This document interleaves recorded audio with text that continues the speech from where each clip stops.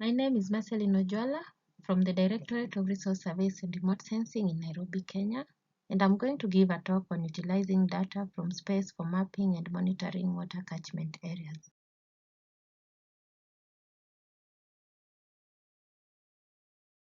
Space data or remote sensing satellite data can be used to monitor various variables for water, and relevant to my talk today is using space data to monitor forests as water catchment areas. It goes without mentioning that forests have a vital role in socioeconomic growth due to the ecological role and ecosystem services that they offer, for example, acting as water catchment areas. Despite this, over-reliance on forest resources has outstripped the ecological capacity to provide these services. And it also goes without mentioning that water is a crucial agenda item in most developing countries like Kenya. Therefore, timely, precise, and accurate data is needed to support planning and decision making, as well as preservation and conservation of these water catchment areas. And the objective of this talk, therefore, is to present how Earth observation data from space can be critical in illustrating the status and trends of forest cover over space and time. There are different methods of data acquisition through remote sensing, and for this specific task, we use data that is acquired through orbiting space satellites, specifically Landsat satellite image at 30-meter resolution, and our study area are two forest blocks found within the Mau Forest Complex, that is Olposimoro Forest Block and Masai Mau Forest Block.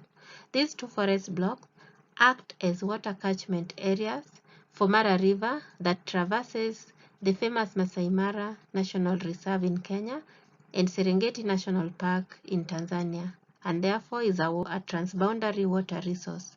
Analysis was done for a time period starting from 1990 to the most current year, and what I have here is showing the changes between the year 1990 and 2018. What is on top is the year 1990 and what is below is 2018.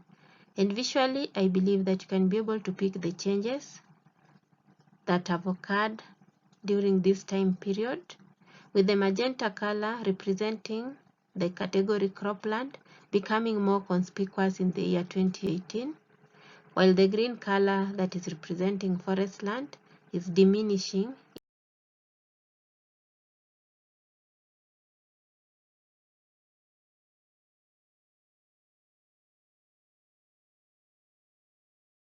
One strength of the space data is that it gives you an opportunity to present your results in different formats for the different parameters that have been analyzed. So in my results here, I'm showing the maps for the study area that was generated for the canopy density changes over a period of time, and of course with the accompanying statistics.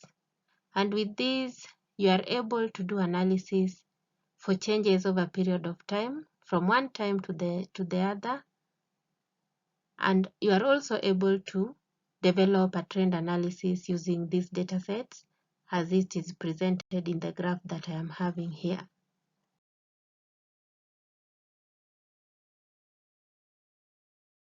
As I conclude, allow me to mention that this year's conference is keen at enhancing capacity of developing countries in using space technology for water management and, by extension, ecosystem preservation. And therefore, this provides an opportunity for developing countries to be able to use space data to support policy decisions on national development agenda, to provide data that is required for international policy events such as the UN Water Conference and so on and so forth, and also to enhance technology and innovation in these developing countries, as well as promoting sustainable development goals, with 3 of these being addressed directly and the rest being addressed indirectly. Thank you so much for listening. That is my contact, and you can also visit our website and see what other activities we undertake apart from mapping and monitoring water catchment areas using satellite data. Thank you.